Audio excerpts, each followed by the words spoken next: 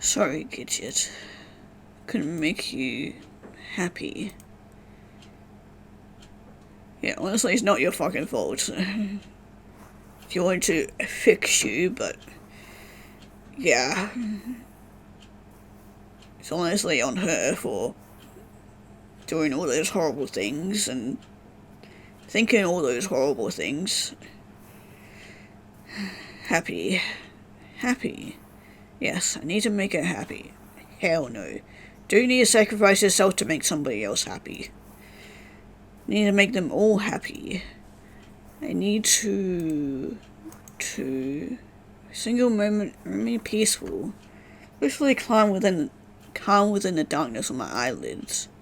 Then with a jerk that nearly bends my spine in half, I sit up. Straight up. Every joint, every muscle, every fibre of my body is ramrod straight. And my heart, my fucking heart, I feel it in my fingers, my ears, my heads, my eyes. Then comes nausea. Bubbling, frothing, rising up, erupting. So fast I almost don't catch it. I slap a hand to my mouth, trying desperately to hold it in. I stumble from the bed and race towards the bathroom. Barely make it. I was slipping on the towel as I rushed open the toilet seat and plunged my head inside. Ew, you really did not need the sound effects on that. Then it's spilling out. Hearing gasps that make my head thrum. So much is like I'm ejecting everything inside of me.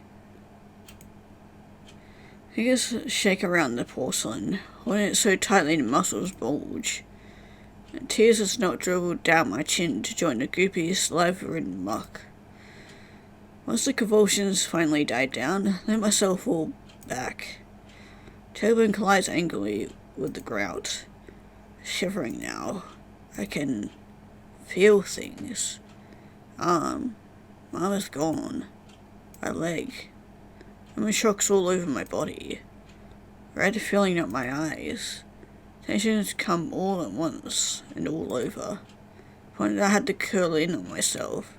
It's buried in my knees to keep from screaming. Noise still does escape.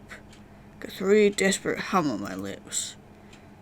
Heart feels like it's been ripped in two again and again and again.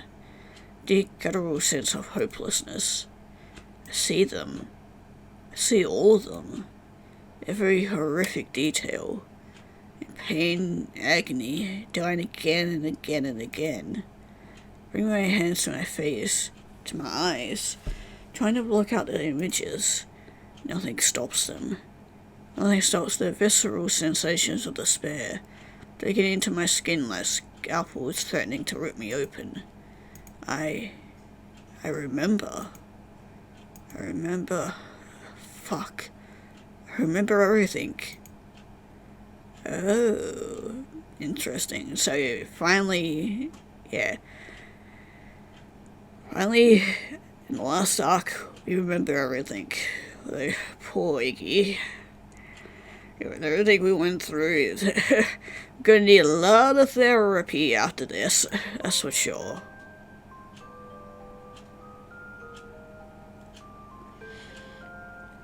But what about the others, though? They're gonna remember everything too.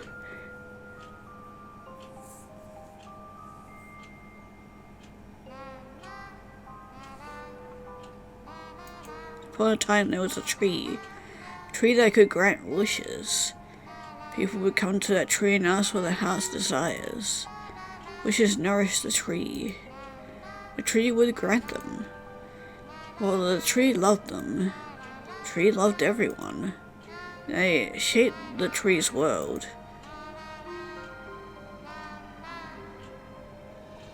People began to take the wishes for granted. They grew jealous and bitter.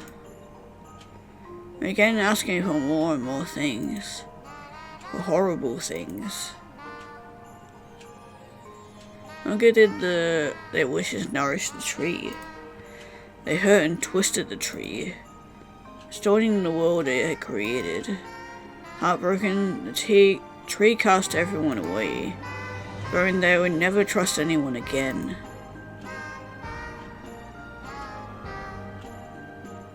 However, the tree grew lonely, missed caring for people, missed the joy and the laughter. It missed the taste of their wishes. I will only allow those who, with pure and innocent hearts, to enter my world, the tree thought to itself. And so it waited, and waited, and waited, till one day it found them.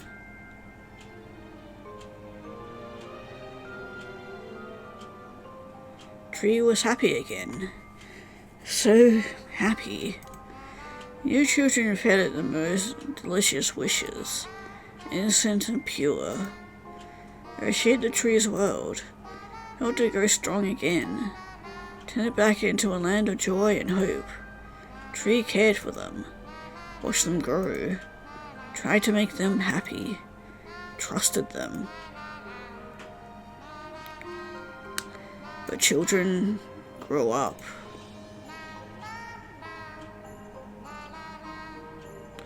And one by one,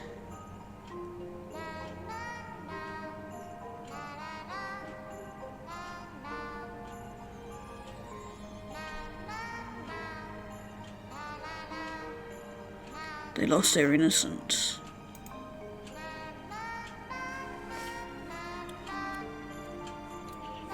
He fell into despair, casting them out before they could corrupt its world once more. Felt betrayed. Betrayed by his children. Betrayed by everyone. Sealed itself away. Bitter. Desolate. Hungry. Hundreds and hundreds of years its appetite grew. One wish. That was all it needed. That was all it craved. One single wish. To make it whole again. The purest, most innocent wish of all.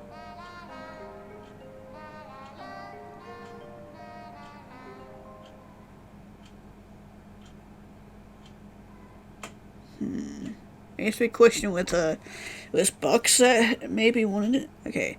Okay, it's recommended you play our side game, Our Fantastic Wonderland, which I have actually played, so...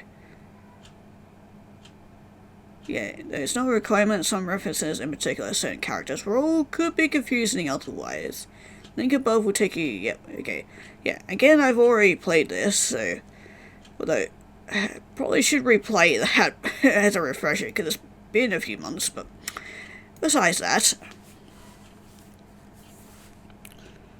Yeah, it makes me wonder if Bucks actually wanted all this, or maybe the tree distorted her views. Because we've already seen the power that the tree and the Wonderland is capable of, especially in Arc 3, when it made Iggy really angry, and it also distorts everybody's, feelings and, fucked up views and everything. Everything is a blur. Ow, my eyes. Oh, this is definitely straining my eyes. Noticing whirlpool kaleidoscopic colours dancing across my eyes at all times. 1 second, relishing in a strange veil of nostalgia. Long lost moments of intimacy. Glimmering pinpricks of happiness. And my heart had felt truly content. Then everything is washed away in a deluge of mind-numbing angst and pain. So much pain. Comes and goes in waves as my mind remembers it, plays it. All those moments of fear, or panic. Those final seconds before my eyes are closed in death. Sometimes craving it. Craving an escape from the pain running up and down my arms and legs, choking my lungs. Can't get away from it. Curled up on the couch, face sheltered in a pillow, welling everything away. I can't eat. Can barely even move. Takes everything I can, just dragging myself back to the bathroom. Dry heave when A particularly intense wave of nausea passes through me. Body shakes as though feverish. Skin burns with it. Sometimes cold, sometimes hot. But always prickling with knife-like snips and snaps. I struggle to calm my rapid thoughts. How many times have I died? I have no idea. Time I close my eyes, I'm given another glimpse, another flash. Bloody spears shoved through my gut, scissors snipping through my skin, knives chopping through bone, and red, so much red. Red in my insides, slipping and slopping as they slide out of me, around me. Smelling myself cooking, and how hard I press my face into the pillow, the images don't stop. Smell the sound, curling tendrils of panic. I stay there all day, just lying there, shivering. Sometimes crying, sometimes gasping, sometimes drifting in and out of surreal dreamland sleep. I only vaguely notice that the sun is rising and falling. Orange-red tint coating the walls as it makes its way towards the horizon. Someone call me? I don't remember. Phone might have rung, but maybe that was a memory too. A lilting melody plaguing my dreams. Sun had just about set all the way by the time I managed to quell my nausea. Sit up, stare at the far wall, darkened by dancing shadows. Clumsily shoved my glasses onto my nose. Thirsty. I need to drink something. Get some fluids into me or something. God. Stumble to the kitchen and dark and pour myself some water. Tastes like gunk. What time is it even?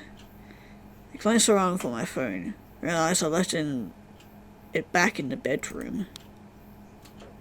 Finally turn the lights on as I retrieve it. I step slow and sluggish across the carpet. 7:31. Too late already. I have a few missed calls too. Guess those were real after all. One from Hannah. It's Hannah. No box is gone. You know what else is gone? My fucking leg. She chopped it right off. Strongest swing on that one. Real slugger. Sorry if I'm not in the mood to talk about it right now. Now box is plaguing my thoughts. Scorch of her axes cracking open Genzo's head. When her arms tremble as she squeezed Orm's neck so tight his eyes had begun popping out. Blood stinging her hands as she smashed Gidget's face into veritable mush. I bring her hand to my forehead, feeling the cold sweat forming across my hairline. Turn my attention back to the overlaying bright screen on my phone. Hannah's call isn't the only one listed. Also one from Genzo, only a few hours ago. No message though. Genzo had never called me before.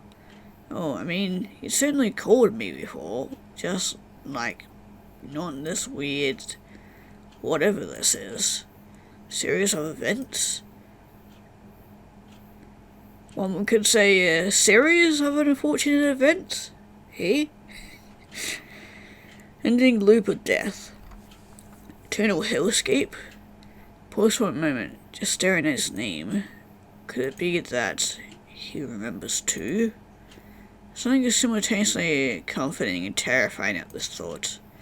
Do my best to fight down the rising whirlings of discomfiture in my belly as I trudge back to the couch.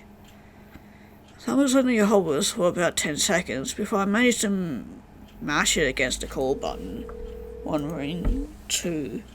When each ring, my mind jumps to his face. Faces I kissed him, punched him, killed him. Fuck. Start panicking and nearly drop the phone. Doesn't matter because he doesn't answer anyway. It switches over to voicemail and let my hand fall into my lap. He really does remember. If he really does remember. Rub at my face, hard. Don't know how I feel about him, about any of this. And a whole fuck ton of complicated feelings now. Lack of an answer is somewhat concerning though. Don't think he's having a rough time as I am, do you? Genzo, struggling with his emotions, as if. And yet, gaze returns to my phone. I call him again. Time when he doesn't answer, I leave a vague, awkward message about checking in on him. Only after I've hung up for the second time, sitting there with my thumbs tapping the glossy screen, do I feel the loneliness start to settle in. No, not loneliness. Or just like a visceral need to hear someone's voice, exacerbated by the defeating quiet on the receiver. Maybe I should just go see him. The more this thought plays in my mind, the stronger it becomes, morphing into an itch-like urge that won't go away. I don't want to be alone right now. I can't be alone right now. And even if he remembers too, even if that means facing everything we've been through, things we've done and said, well, be better than sitting here curled up in myself, wanting to cry. Maybe we could even figure out where to go from here. There is even somewhere to go from here. Try not to think about it. One step at a time. The first step is getting to Genzo's. Keeping this goal razor focused in my mind, force myself to my feet and back to my room to get changed. Keep it together, Iggy. Keep it together.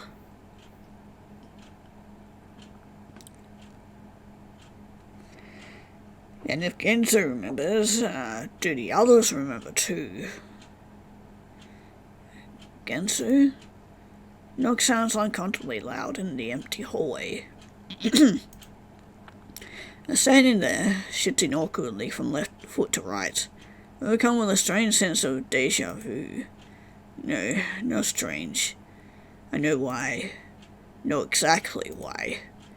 Which does little to quell my anxiety. Shake my head to clear my thoughts. Not dwelling on the possibly hundreds of times I've done the same thing over and over again. About to lose my mind as is.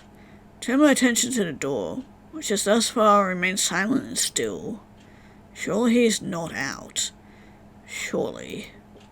Knock again, this time a bit louder. Genzo? It's Iggy. Guy you've been in love with since high school. I grimace at this, with the guilt washing through me. Seems so obvious now, all of it. How had I not been able to see it before, after all this time? Perhaps I hadn't allowed myself to see it. A sigh ran his hand through my hair. So many of the things I'd said to him over the years feel so cruel now. So many of the things I'd swallow. Shake my head. Isn't it time to be wallowing in self-deprecation? Genzo still hasn't answered the door. It's making my stomach clench in increasingly tighter knots. Genzo, for fuck's sake. Time my knocks are sharp and purposeful, tinged with impatience. Then I remember. For just one moment, knuckles still poised with just shy of the wood. Scrambled for the ring of keys in my back pocket. That's right. I've traded spares years ago. No one I trust more with the keys to my inner sanctum. Mary sends another needle-like jab of guilt through my heart. Focus on the positive, the key. It's just hanging there between my folks' spare keys and my mailbox key, quiet and unassuming, having never been used. Shove promptly into the lock. Push open the door. Genzo, say, almost as an afterthought as I walk inside. It's dark. Of course it's dark. This means nothing. I flicker on lights, look around. It's a strange feeling, seeing his place. Not the first time I've been here. I want to move back, even way back in the day. I visited him once or twice after moving back from college. I still felt guilty about not staying in contact much during school. That had been years ago. Looking around his place now feels somehow surreal, juxtaposed with a cocktail of emotional trauma currently curdling in my brain. It's neat and clean and sparse. A single item out of place or left astray, just as it had always been, though perhaps exuding a sort of quiet loneliness to it that had been there before. Genso, I try again. Her voice is like confident this time, unsure. Not in the main living area, nor in the kitchen. I don't see him in the bedroom either, though I do start to think he's absent entirely. Hold my head in the bathroom, take a look around, turn to leave, then stop. Shower curtain is half pulled back, barely spotted green in the tub. Takes me a moment to realize there's not an abandoned towel. Genso? Double forward, knees drop to the tile. Oh. I want to give this poor guy a hug too. He's there, like a ball rolled up in the tub. I was hugging his belly and eyes barely cracked. Genso? My voice hitches. I give his shoulder a hard shake. Curls at a touch, tries to turn away. Genso, what's wrong? Another shake. It's then that I notice he's shaking. His whole body's trembling with it. Fuck. Genso, it's okay. I'm here. I'm here, okay? I try tugging at his shoulder, getting to turn towards me. It just shoves me away. Genso, you can't... Can't what? Can't freak out? Why? Because I need him. The dependable one. That always knows what to do next. Shoulders sag. Low, slow sigh pushing past my lips. Let's get you out of the tub, yeah? Reach again, gentle this time, but just shoves my hand away, killing in on himself even tighter. Genso, come on. Voice comes out sharper than I meant it to. See Genso wince. Fingers are clenched so tightly into the fabric of his sweatshirt that his knuckles have gone white. Tears pull up in his eyes before giving with a shudder and dribbling down his face. Fuck. I need to get him out of the damn tub. I rise to my feet, grab giant fistfuls of his sweatshirts and... yank. And his body slumps backwards like a saggy rag doll. Face is streaked with what looks like multiple layers of tears. His eyes are red and puffy, gaze of unfocused towards the far wall. Fuck Jen. I bite down on my bottom lip and I can taste blood. I'm not gonna fucking slap him, no, I'm gonna hug him. I don't know what to do. Don't know what to fucking do. I flicks back to the hug skins they've given me over the years. Times when I've been unable to function or think or times when all I wanted was someone to hold me and tell me everything was gonna be okay. So I wrap my arms around his neck. Pull him in close. It's me, Sticky. I'm here. I'm here. Crunch my fingers into his sweatshirt, pressing my nose and face into his hair, curls tickling my cheeks, then just hold him. I'm so fucking tight. Must finally trigger something, because he returns to hug with a vengeance. Nearly squeezing the air out of my lungs, as he buries his face into my shoulder. Then the sobs begin anew. Shoulder shuddering, throat hiccuping. Run my hand gently up and down his back, tied with his trembling breasts. It smells warm. Company mixture of corn chips, fabric softener, and cigarette smoke. His stubble prickles against my neck. Side against the side of his head. It's gonna be okay, Jen. It's gonna be okay.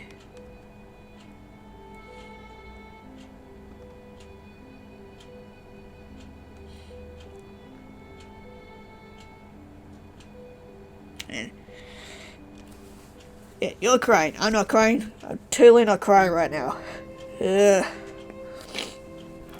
damn it. I thought I was done with the emotional shit. I mean, what am I expecting? Any less from what we've seen from all the other arcs? 5 minutes later, and I finally managed to free him from the confines of the tub. His form now slumped like an oversized sack of potatoes on the couch. Grab the blanket folded up by the nearby chair, wrap it around his shoulders. I hope it might provide some level of comfort as I scrounge around for food. Then it's to the kitchen, where I can only hope that he has something edible. I can imagine he has some sort of edibles. I mean, he seems like the type, but hopefully something appropriate for an emotionally compromised individual too. Such food even exists. After perusing the cartons of leftovers in the fridge, debris of frozen pizzas in the freezer, moved to the pantry. I catch sight of a can of chicken and dumpling soup. Common food it is then. Eat. Soup adequately warmed, place the bowl in Genzo's lap. Doesn't move. Genzo, you need to eat something. See his shoulders slump, gaze turned vaguely towards the bowl sitting on his legs. Still, he makes no move to touch it. Yeah, feed him if you have to. Don't let him wallow away his misery without something in his stomach. He needs to eat. If that means caring for him like a sick patient, then so be it. Little sigh of expiration, I grabbed the bowl back from his lap, careful not to let it spill.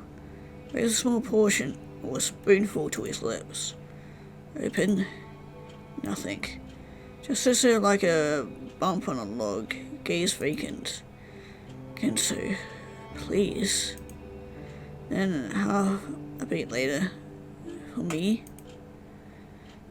See Genzo blink, his eyes flicking upwards with a little twitch. Finally gives a little grunt, mouth opening a fraction of an inch. Thank you. Ladle it in carefully. Watch him slosh it around in his mouth. Swallow. Doesn't even bother pretending to look in my direction. His grin sallow. His hair a frazzled mess. Already boulder-sized bags are forming beneath his eyes. Raise another spoonful. Takes less prodding this time. Cracking open the second time the metal touches his lips. Here you go. Wipe a dribble that makes its way down his chin. You, called me earlier? Don't really know why I asked. To make conversation, perhaps. Don't expect him to answer. He doesn't. He just grunts. I bring another spoonful of soup to his mouth. I was in a pretty bad way too, this morning. Pause as he sips it up though. A little, down about the mouth, as my dad would say. Laugh to myself.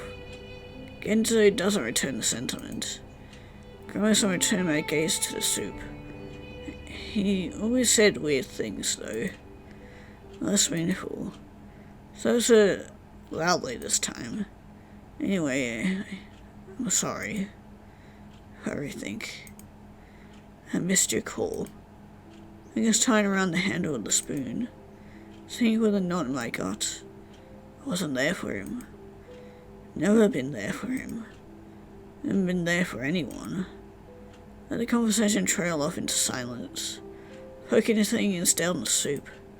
Going to just keep staring at the far wall. Getting him from the couch to the bed proves easier than I expect. It only takes a slight prodding to get him to his feet, like tugging his sleeve to get him to follow. Like a dog at my heels, stopping when I stop, moving when I move. Put my index finger in his, and guide him towards the bed. Get some rest, yeah. You'll feel better in the morning. Grunt of affirmation as he sinks into the mattress. Watch him for just a moment. Just laying there, covers to his chin. Trying to think of the images plaguing his thoughts. Worse even than mine, no doubt. Thinking about it summons a wave of nausea in my belly, so I try to push it from my mind. I'll be in the other room in case you need anything. Scratch at my head, then at my calf. Start to turn away. I feel a tug on the hem of my shirt. I look back to see Genzo's finger hooked in the fabric. His face half buried in the blankets, jaw tight. I stand there silently. He lies there silently. Finally, so quiet I almost don't hear. Stay. It's probably so loud it feels like it echoes off the walls. Squeeze my eyes shut. Open them again. About a gazillion flashes of memories shuffle across my mind. Like a deck of cards and choose your trauma poker. Yes, definitely the summary of this game. Yeah, of course we gotta fucking stay, no question asked. In the end though, my heart wins out. Part of my heart still warms at the thought of his arms around me. Aches at the intimate thought we'd once shared, despite it feeling like a lifetime ago. Sure, Jen, I'll stay. Words bring a tremble to my lips. Oh. Stop, you're gonna make me fucking cry again. I sit down cross-legged at the head of the bed, rear end sinking into the cushion of the mattress. Hands find my ankles, fingers falling softly atop the fabric. And his body curls inward, forward pressed to the side of my thigh as his eyes fluttered close. Watching for a moment, curious silence. Gaze flicks back and forth between the 2 points of contact. I'm focusing in on them. Tingling warmth his touch provides. When I let myself lean back against the bed headboard, gaze goes towards the ceiling. Let's curl unconsciously into a smile. I'll stay as long as you need me.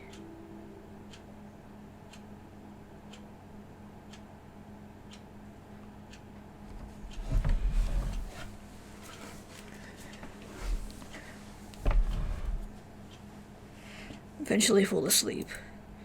The sleep itself isn't particularly restful.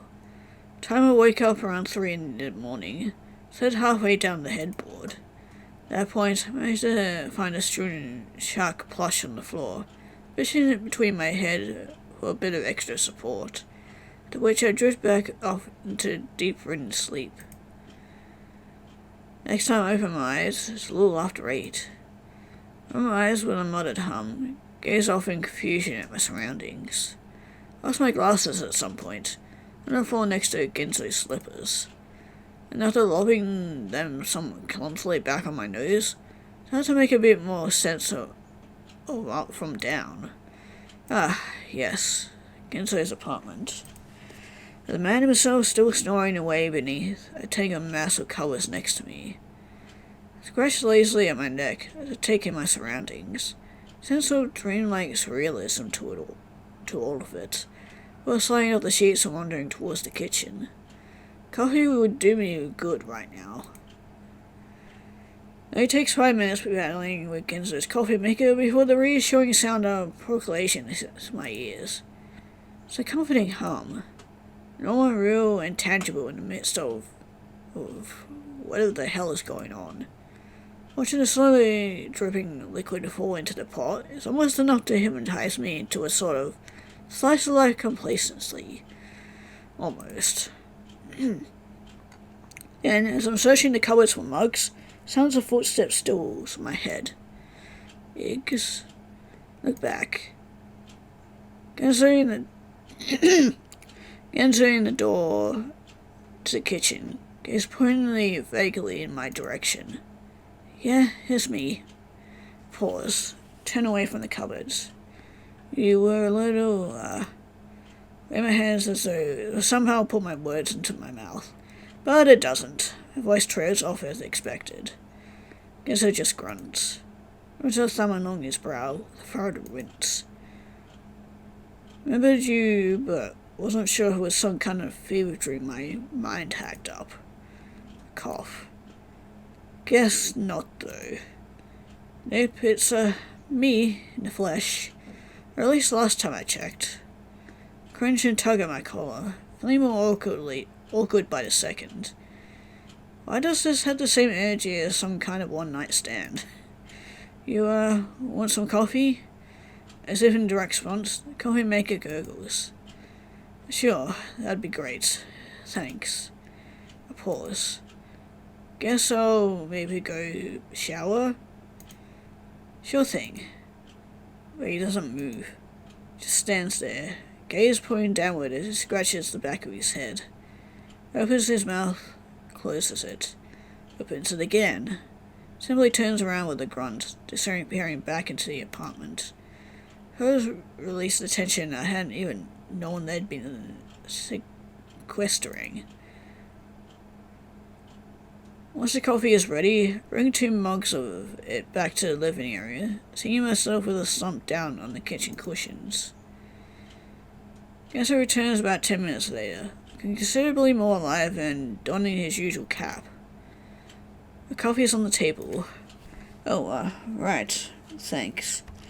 He sits on the opposite end of the couch, reaching for the mug, fingers sinking out the porcelain surface before curling around the handle with a tug. Brings it to his lips once, twice. Thanks, he says again, either because he'd forgotten or simply wanted to emphasize his gratitude further. And then we sit there, both of us drinking our coffee, silent aside from the occasional sniff, intermittent slurp.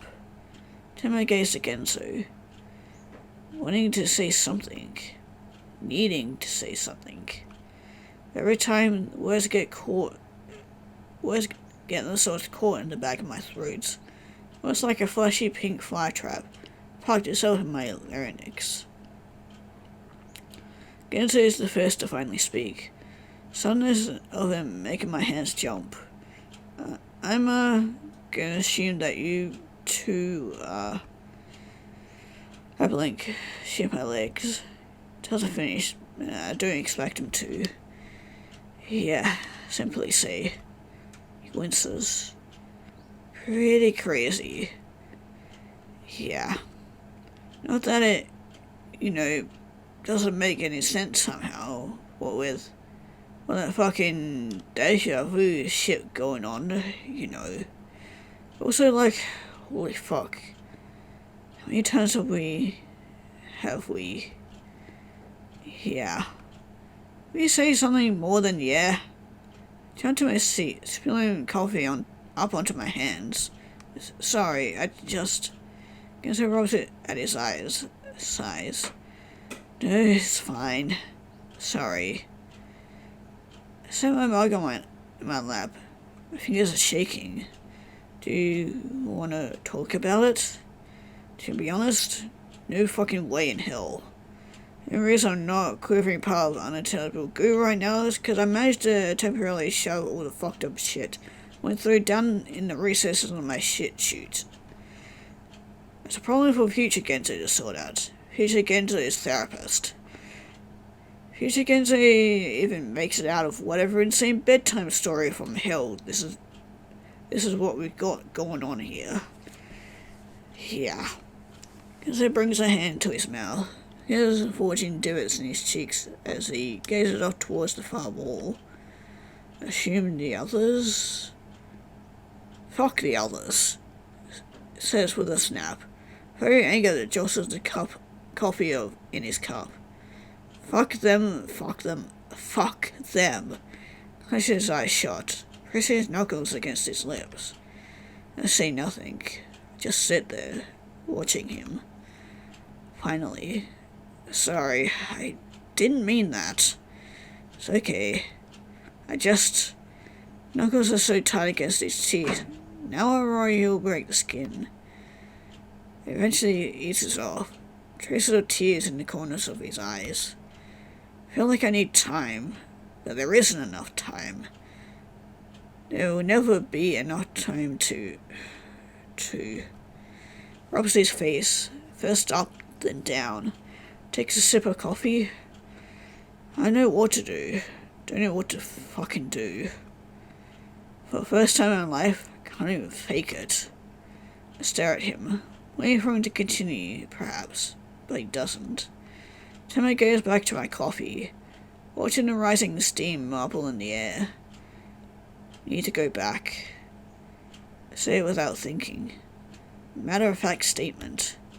One thing amongst all the questions we have about what's going on, about the horrors we experienced, about us, two of us, what happened between us and what we even fucking are, and what we even wanna fucking go from here, or where we should go from here. One thing we can be sure of. Trace my thumbs around the rim of my mug. Something changed. Something's different. Something broke. I don't know. Don't have any idea what's going on or why or anything, but must be a reason, right? I pause. I just think this might be our only chance to fix it.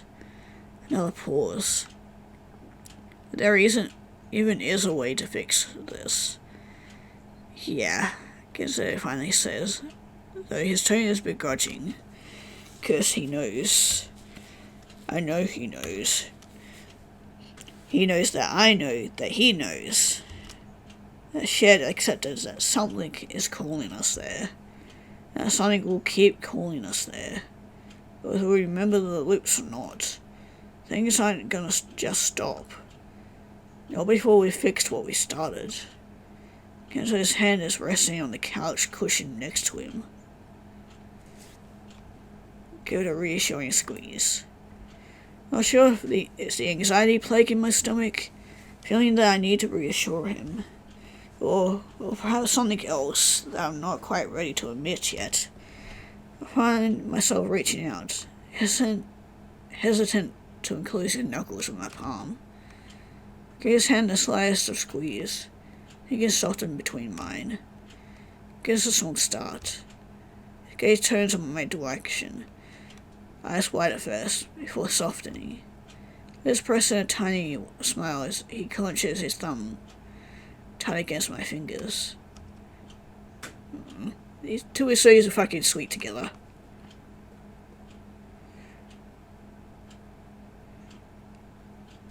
Yeah, these two are definitely my OTP. Try calling Gidget and Orlam later. Not entirely sure why, as we both know it'll be no use. Sure, things might be clearer now, but that doesn't mean things haven't changed completely.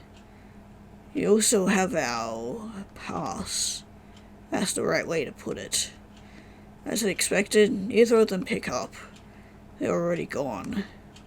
After that, there's nothing to do but wait. Obviously can't go until nightfall. Just how it works, or something. So I run back home to shower and put on a fresh shirt. Go look my best for a trip down the tree after all. As I'm headed out, catch a glimpse of my messenger bag, hanging off the back of the kitchen chair. Had it always been there? I stop, stare at it a moment, then walk towards it. Tell myself the shudder running out the back of my neck and simply push shower chills. As I reach my hand out, however, my phone rings. About to leap out of my skin. A grumble and a shake of my head, yank the phone from my pocket, assuming it's Genzo telling me to hurry my ass up or something, but it's a stop. Dead where I stand. Not moving a muscle. Not even breathing. Name on the caller ID says Box. Oh. Swallow hard. Mouth suddenly extremely dry. Then, hand trembling, bring the phone to my ear. Box. Voice doesn't even sound like my own. Little scratchy, hoarse squeaks and jumping. No response on the other end. From my brows, keen to my ears. No, there is something. Something far off. as though across a mighty chasm on the other side of the world. A baby crying. Box. I try again. Crying gets louder. Lonely and screeching. Why isn't someone tending to it? It's so alone. Even louder now. Sound of it fills me with a guttural sense of desolation. Of heartache. Bone-aching sadness. Don't cry. Please don't cry. I can fix this. I can make you happy. So please don't. Speaker blares with a sudden unearthly bellow. Monstrous and crackling and deafening and there. Right there inside of me for a second. Fuck if I don't literally toss the phone across the room with a gasp. Honestly, I would fucking too after that. Jesus fucking Christ. Baby is definitely not happy, but that may be good. Does that mean the baby is still alive then? Because up until this point, after the end of the first arc, I assumed that she maybe killed the baby, but Hand to my collar and my heart beating clean out of my chest. I stand there. And stare at it. Innocent and insatious, sitting there on the carpet. Take my hands away from my throat. I even haven't realized I've thrown them there. Swallow. Swallow again. And I walk towards it. Lift it gently between my middle finger and thumb. As though picking up a testy crab. Bring it to my ear. Nothing. Mine has gone dead. No more crying. No more horrific howl from the depth of hell. A sigh robbed my face. Need to get back to Genzo. All of a sudden, being alone feels intolerable. Need someone's presence to keep from sliding straight into abject despondency. Need his presence. Keep from sliding straight into, maybe. Fuck, I don't know. Shake my head, shove my phone into my pocket, and I spot my messenger bag, still hanging out the back of the kitchen chair. Go without thinking, tossing the strap over my shoulder as I shove open the door. Okay, we're actually taking it this time. Okay, I wonder if you'll ever figure out why our messenger bag has been moving. Guess it's smoking on the couch upon my return. Barely looks up at the sound of my entrance, just gazing off vacantly at the far wall as he taps his cigarette between his fingers. Bits of ash decorate the coffee table beneath his trembling hand. I see 3, 4, 5 discarded butts in a similar pile next to the still full glass of water I'd left with him. I step towards the couch. Stand there. Shift back and forth. Heel toe. You, okay? Finally ask, listening at the sound of my own voice. Genzo just grunts. Brings a cigarette to his lips. Takes a long drag. Watch the smoke twist and curl its way up to the ceiling. I wonder if I should say something about the ceiling turning yellow. Then decide against it. Instead, let my gaze fall back to the cigarette. Bouncing it between his teeth now. Up, down, up, down. Sight sends snapshots of memories through my mind. Two of us sitting on the bike rack. Streak of smoke marbling against the night sky. Smell of alcohol on his breath. Two of us on the bench outside Grubb's pub. Chill the wood beneath my seat. Damp wetness of his shoulders from where my tears had stained his jacket. Just being with that person would be enough. Fuck. Felt the heel of my hand against my forehead in a series of inconsistent thwaps. Which perhaps roused Genzo, because he snuffed his cigarette out on the table, stands up with a clap of his thighs. You ready to go? His smile appears overly wide. Yeah. Wanders towards the door, feeling for the cane hanging from the peg to its right. Then stands there, twisting his hand back and forth around the tip. Walk towards him, blinking, shift my feet. What? And stop. Fingers instead latching tight onto the grip. I tilt my head to the side, waiting. I just want to ask, before we start this all over again. Feels going instantly tense, and my heart starts thudding so loudly I swear he has to be able to hear it. Everything was real, right? Like, it's not like some fake memories hanging out in there, are there? I don't think so. Guess I can't say for absolute sure though. A pause. Why? That same half mumble of uncertainty. So hard.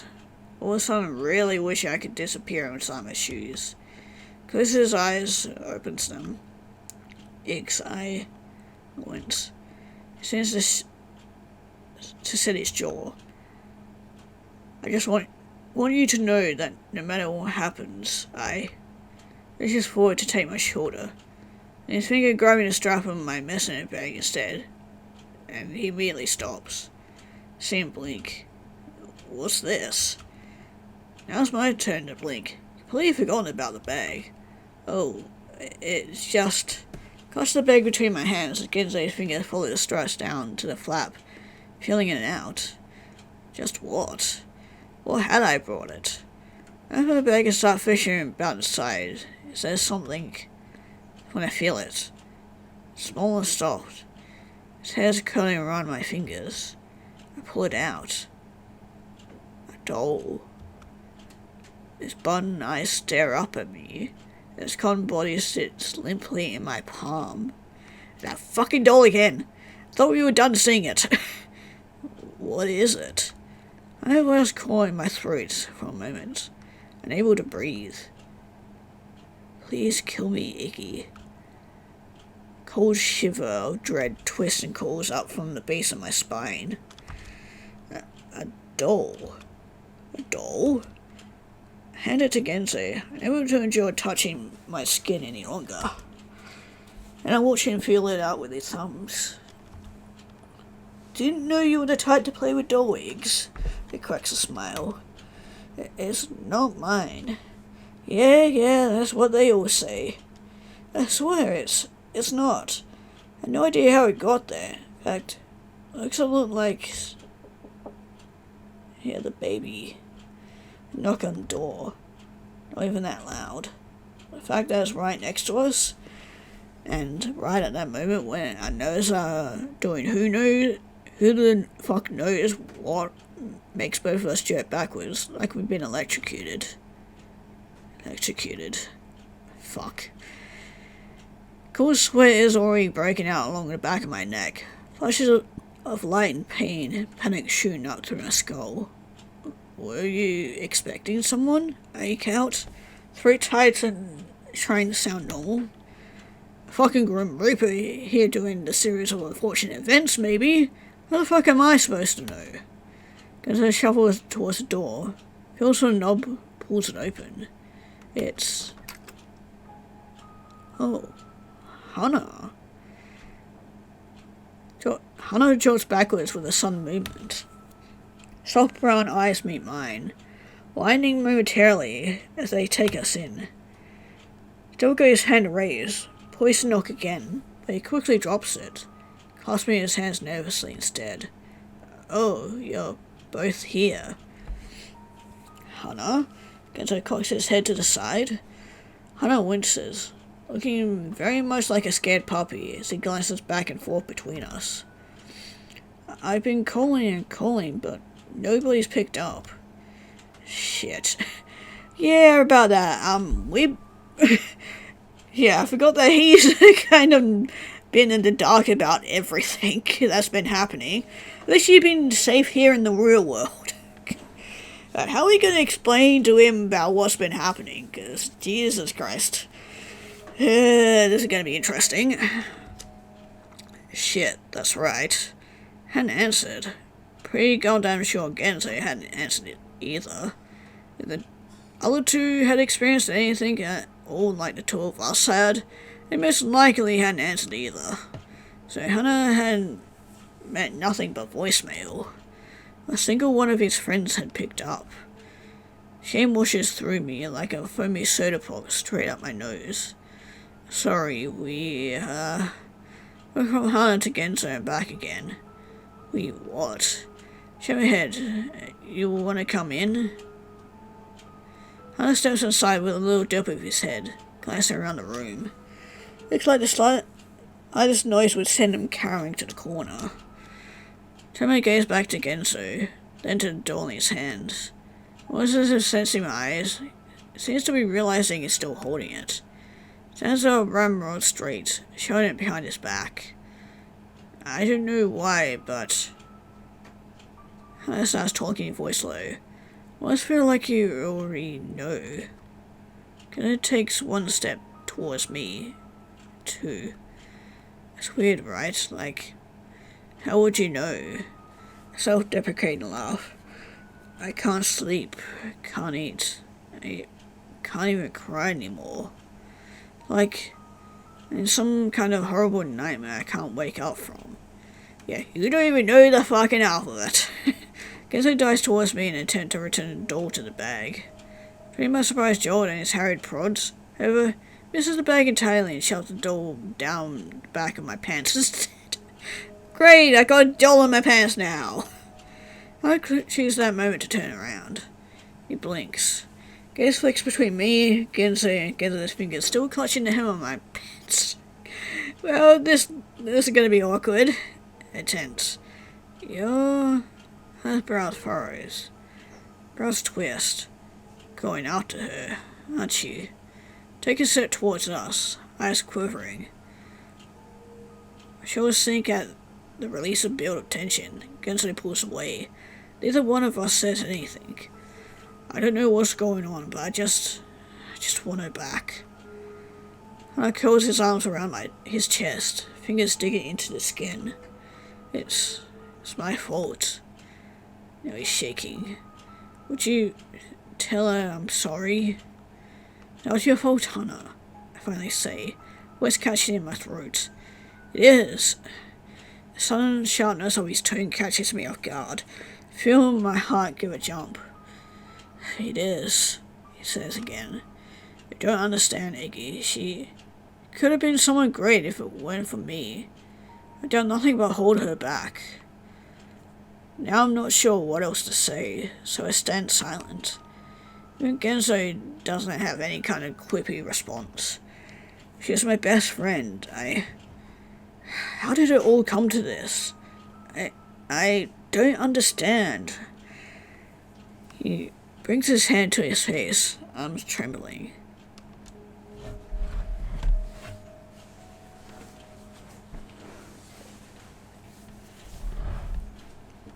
I feel like I need to do something, so take a step forward, bring my hand to his shoulder. It's not. Pull my hand away, then place it back. Don't know what to do with it. Really not your fault. None of this is. It happens. Should have been more adamant. He grasped the front of my shirt with an abrupt jerk. She was already forgetting to take them, you know. And I knew she hadn't. Oh. But she was so excited. We both were. All hyped up after campus tour, and her hearing back from the club about playing for them. Everything just seemed like it was falling into place, and oh, poor Hannah. Yeah, I feel so bad for him, because, like, he's been left in the dark about all of this. Well, that's going on our little adventure. And he has absolutely no idea what's going on. As he trails off, he lets himself slump forward against my chest. Feeling myself become more and more uncomfortable by the second. A completely pointless glance at Genzo, and bring an awkward arm around Hannah's shoulders. So just tell her I'm sorry. A sniff.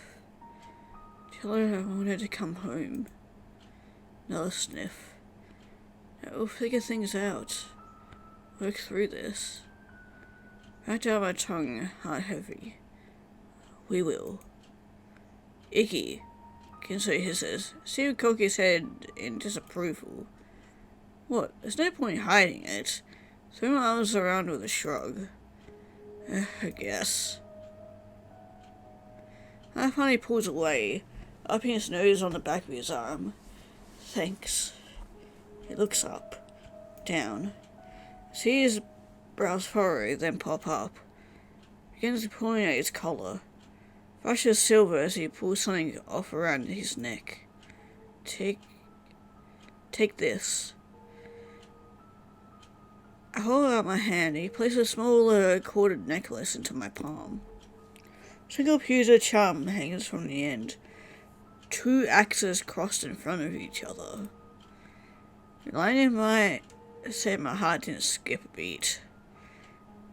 Yeah, definitely never gonna see axes the same way again after this. What's this? Oh, good luck charms. She is mine. A pause. If she even still wears it. Twisted old silver between my fingers, taking in its design. Why axes, though? Oh, Hannah laughs, bringing his hand to his head with a sheepish grin. That's mostly an inside joke from our D&D days. She was always the berserker in the group. Quite the handful, too. Don't know how many of my carefully laid plot lines she'd completely obliterated. You guys play D&D? I blink. Yeah, both his neck gaze fully. We used to do a lot of things. Time to realize how little I actually know about the two of them. They was a bit removed from the group somehow, doing their own thing. Not exactly unexpected. Kinda hard to have romantic moments with four of us losers weirding up the vibe. Anyway, it's probably stupid, but maybe it'll help somehow. Clasp my hand around the metal. They were our promises to each other. No matter what, we keep fighting for our dreams. Squeeze it into my palm, so tight the bridges cut into my cut into my skin.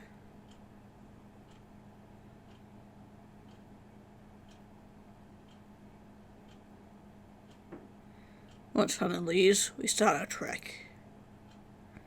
Feels strange. Walking down that path again, past darkened houses, buzzing streetlights. Knowing now just how many times I walked this path before. Many, many, many times. Pat my pocket, perhaps in some aimless search for reassurance. Still there. Both the doll and Hannah's necklace. Then let my gaze flick to Ginzo, silent as he rolls the tip of his cane back and forth across the sidewalk. Find my eyes fixated on it for a moment, on that bulky marshmallow, as it glides back and forth, like a flickering will-o'-wisp in the night. It keeps the anxiety in my stomach at bay. Bringing back the jittery thoughts about what awaits us, where we'll both stand after all this is over. Quiet as we walk. From one street to the next, meandering path towards my old house, just south of the outcropping of wood, that somehow hasn't been built over in all these years. I'm starting to tingle, pinprick like scratching that jumps up from one nerve ending to the next, makes my fingers twitch. Bring my hand up, curl my fingers inward, embrace it. Genzo comes to a stop first. I glance over, see why. Feeling a gap between the houses. An empty lot with its grass tufts and dandelions, and that looming shadow of the woods beyond. There, aren't we? Genzo asks. We are. Words we've spoken before, but it doesn't matter. We seek out new and the old will work just fine. You scared out of your fucking mind, or is it just me? I'm scared too. Really need to bulldoze this fucking boss to the ground, because the size trudges forward. Expending energy for a short jog to catch up, forward to step beside him. Reach the tread threshold, just as a gust of wind curls up and under my shirt, and goosebumps across my back. This time, we don't even stop. Why would we? Nothing to question at this point. Nothing to doubt. There's only one way forward. So we carry straight into the trees. The air instantly cools. That damp chill kinda sticks to your skin and weighs down your chest. Press forward through the scattered brush, using my hands to keep from walking face first into a tree. Here against his cane whipping through the grass and snapping against bark behind me. Barely pay attention to the way I'm going, but it doesn't matter. I end up there anyway. I could turn around, walk straight the fuck back. I still end up there at this point. It's inside me now. I can feel it, swirling up within me. Like one of those cartoons where the smoke turns into a beckoning hand, curls up beneath my chin and guiding me forward. Close my eyes and simply follow. Colder. Snips and snaps prickling the air on my arms. Heart echoing off my ribcage. Now the feeling is traveling up my neck, caressing my cheeks, calling through my hair. Gentle touch, cool and sweet, as it welcomes me back. Come to a stop. Don't even need to touch it this time. I know we're here. As his cane wraps around my ankles, he stops too. I'm not gonna say anything about the weird-ass maternal vibes I just got there for a sec, okay? She's weird enough as it is. Says no, didn't literally just bring up now. God damn, I really need to start talking, do I? Well, I never start talking, do I? How have you not, slapped me straight across the mouth at this point? Chin. Alright, I got it. Gonna take a step forward through the brush, throwing his cane against the tree. Owl tree. Where's poor Bison when you need him? Alright, or am I right? Move forward towards the hole, popping a squirrel against the weeds. Took some notice and expectation. The scent that curls up inside my nostrils isn't sweet. It's dank, sour, rotten. Bring my hand to my mouth on instinct, stomach giving a noxious heave. Fuck. Does it always smell like the back of my dad's old station wagon? Cause golly fuckery does that smell like pee. Whoever remodeled the joint needed to be pig-slipped pronto. He's not wrong. There was something almost urinary about the smell. Sticky. Full clammy sweat break out on my forehead. It sends uncomfortable pangs of nausea through my bowels. Something's wrong. You don't say. No, really wrong. Shake my hands, fingers clawing inward on my muscle as my muscles tense. Breath decided to accelerate. Guess it's a good thing we're here to fix it then. Yeah, I swallow. Grab the rounded edges of the hole. Figure aside, leaning forward on my toes. All die horrible deaths and having inhumane atrocities performed on our mutilated corpses. That's basically par for the course for us at this point. Right or ever right. Gives me lost and slaps me on the back. He knocks me clean of my balance, moving forward on the balls of my feet and towards the gaping hole. Gee, thanks, Genzo. I panic, hands flailing and reaching for the edges. Fingers find them momentarily, but my momentum must be too great because 1 second my nails are digging into the bark, next they slipped off entirely. My surface scraping off my fingers. My finger pads. As I tip. Last thing I hear is my stomach shoots up towards my throat is getting used. Whoops. Whoops indeed. Fall topically straight into the hole. Darkness swallows me. I'm falling. Of course I'm falling. None of this is new. Going to fall and then I'm going to land on a big pile of animals. Gonzo is going to be there. He's not going to look at me. Say some stupid shit. Because that's what always happens. It's how this thing works, right? The wind whips my hair, something water to my eyes. Fellas around me now, rancid and decaying. Threats to summon bile on the back of my throat. What am I even doing? What are any of us doing? Why is this happening to us? And not special or anything. Just 5 normal people living normal lives and trying to figure ourselves out. Trying to find our own versions of happiness. On and on and on I fall. Complete nothingness surrounding me, consuming me. Tried so hard to fix things. Fix them. Why aren't they happy? Why can't I make them happy? That's what friendship is, isn't it? Making the other person happy?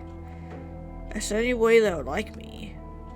Only way I'll fit in. Iggy. That voice again. Welcoming me. Tempting me. Tempt? Yes, it needs me. It needs me to make my wish. What do you want, Iggy? I think back to the many paths I've taken. Moments I've experienced. Shared. Faces of my friends. Twists and turns of my heart. What do you wish for more than anything else in the whole world? I don't know. What do you want from me? Bring my hands to my face, palms pressing into my eyes. Memories are coming faster now. Brilliant white flashes fizzling like after images across the surface of my eyes. Kissing Gensu. Holding hands with Gidget. Laying in bed with all of them. Tried so hard. Tried to give all of them what they wanted. Isn't that enough? It's not enough for me.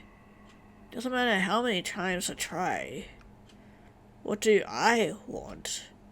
I don't... Oh, we get a choice here.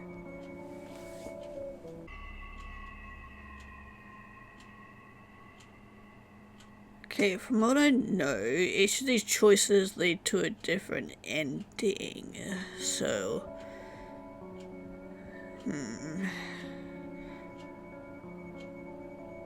What do I go for first? Okay, I think I'll go from the least favourable, at least for me, ending to the one that I actually want. Give it a good send-off, I guess. So, I think least favourable is don't think of anyone. So, let's go strangely blank to myself.